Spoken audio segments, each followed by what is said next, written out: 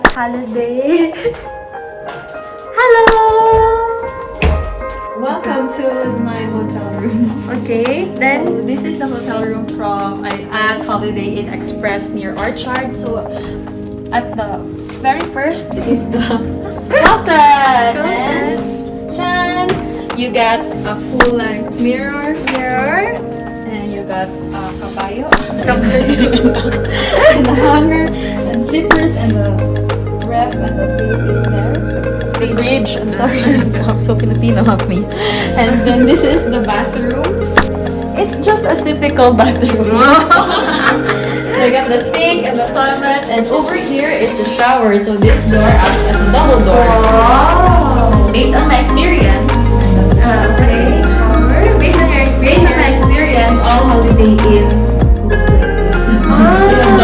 Double purpose So much doors. experience. So much experience. And this is the bedroom.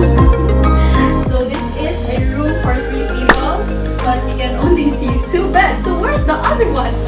Oh, it's here! And that's where I'm sleeping, guys. And Study table with cookies from the where's the? building. It's a building. Black.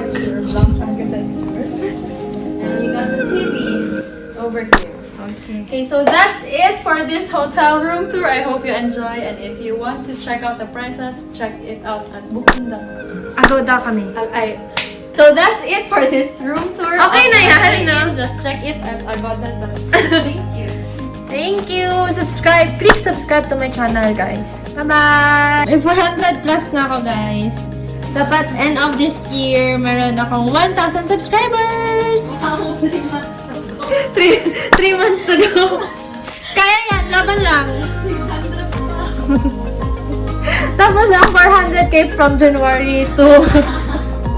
Today we're gonna do a short financial needs analysis session to know what do you need in your life. I need love. Oh ma'am, you're wrong company.